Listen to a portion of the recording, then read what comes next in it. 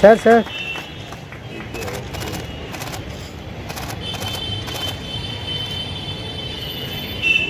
Thank you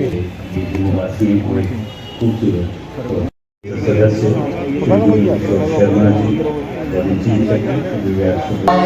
जय हे भारत भाग्य विधाता पंजाब सिंध गुजरात मराठा द्राविड़ हिमाचल यमुना गंगा उल्टा में जागे तब श्रीदाता जन गण मंगलदायक जय हे भारत भाग्य विधाता जय हे जय हे जय हे।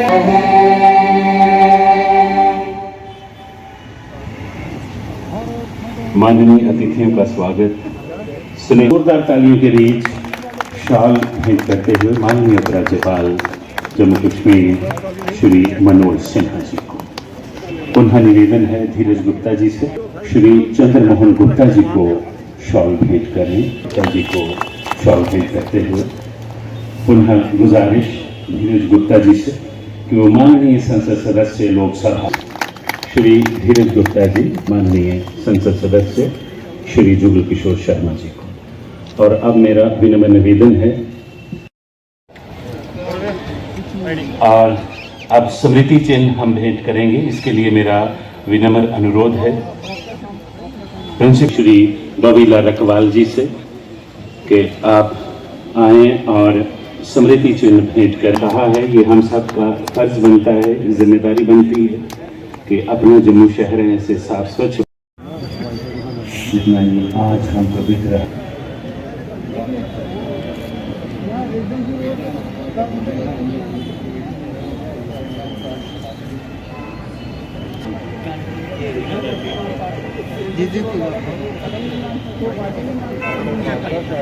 चिंता का विषय है कि 2021 में जो परियोजना यहाँ प्रारंभ की गई थी उसे धीरज गुप्ता जी ने आज पूरा कर दिया है। मैं सोच रहा था और मुझे जो बताया गया कि पिछले 2-2.5 वर्षों में ही मुख्य रूप से काम हुआ है। अगर सामान्य रूप से आप जम्मू कश्मीर के बजट को देखें तो मोटा मोटी 1 लाख करोड़ रुपए का बजट है जो पिछले साल देश की संसद ने पारित किया। इस साल थोड़ा बढ़ गया है, उसके पहले 90,000 करोड़ रुपए। जब दूसरे राज्यों को हम देखते हैं और उनसे तुलना करते हैं, मैं इसलिए कहना चाहता हूं बड़े जिम्मेदार लोग हैं, वो इस बात को आसानी से मुझे लगता है 20 करोड़ रुपए, आबादी 12 करोड़, और ये कोई 2-3 साल में नहीं हुआ। ये आजादी के बाद से ही अगर बाकी राज्यों की तुलना में जम्मू कश्मीर के बजट को देखेंगे तो 5 गुना 6 गुना बजट यहां मिलता रहा।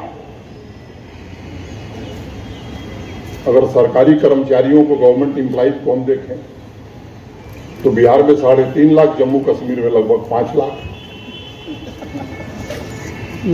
अगर दूसरी तरफ निगाह ले जाते हैं तो रोज धरना कि हम 3,000 पर हैं, कई साल से हैं, लिख के दिया गया कि 7 साल बाद अस्थायी कर दिए जाएंगे। हम गरीब हैं, हम पढ़े लिखे हैं। मुझे लगता है कि अब वो समय आ गया है कि देश के बाकी राज्य जिस तरह से गुड गवर्नेंस के आधार पर चलते हैं उस आधार पर जम्मू कश्मीर को भी चलना चाहिए।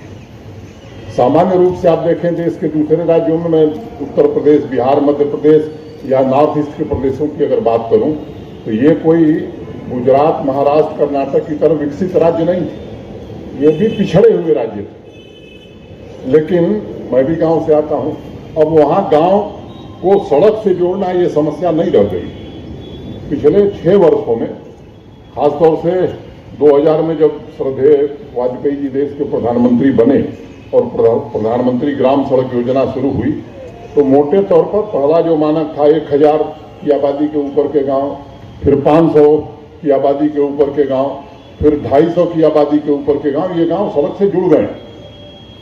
सामान्य रूप से यूपी बिहार जैसे राज्यों में भी गांवों में 20 घंटे 22 घंटे बिजली रह रही है। यहां आने के बाद योजना बनानी पड़ी है कि कैसे यहां के हर गांव को सड़क से जोड़ा जाए, हर गांव तक बिजली कैसे पहुंचाई जाए। मुझे लगता है कि मैं इसलिए कह रहा हूं कि जरा मीडिया के भी साथी हैं, रोज अच्छी अच्छी खबरें भी लिखते हैं और प्रबुद्ध लोग भी हैं जम्मू नगर के, इनको विचार करने की जरूरत है कि आखिर ये जो एक सभ्य समाज की न्यूनतम नागरिक आवश्यकता है, बजट इतना बड़ा होने के बावजूद भी हम प्राप्त नहीं कर सके। इसमें मैं किसी को दोष नहीं देता और मैं ये कहना चाहता हूं कि हमने इसकी कार्य योजना हम सबने बनाई है और खुलेआम खुले तौर पर कहना चाहता हूं कि ये 3 वर्ष में अब कोई गांव नहीं होगा जहां सड़क नहीं होगी। बिजली भी 24/7 क्वालिटी पावर मिले, इसकी योजना हम सबने बनाई है। लेकिन हमारी दिक्कत क्या है? हमारी दिक्कत यह है कि अगर यहाँ पार्किंग बंद भी जाए तो जम्मू के दूसरे हिस्से वाले लोग कहेंगे कि साहब यहाँ बन गया तो क्या वो हमारा क्या होगा। सब कुछ एक ही साथ चाहते हैं, ये मानव स्वभाव है। भगत सिंह पैदा होना चाहिए मेरे घर में नहीं तो पड़ोसी के घर में, ये मानव स्वभाव, इसमें कोई। तो मैंने थोड़ा विषय से हट कर ये बात कही।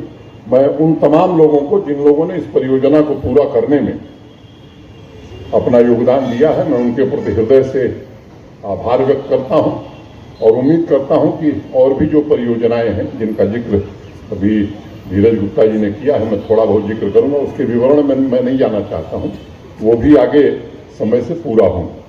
अगर मोटे तौर पर जनसंख्या को आप देखें तो 32-33% लोग शहरों में रहते हैं और जो अनुमान है कि आने वाले दिनों में 8-9 सालों में यह संख्या 41-42% होने वाली। अगर सकल घरेलू उत्पाद को देखें तो उसमें नगरीय क्षेत्रों का, माने शहरों का 63% योगदान है और एक आकलन है कि 9-10 साल बाद ये योगदान 75% होने वाला है। जब ऐसी परिस्थिति है तो फिर नगर कैसे होने चाहिए,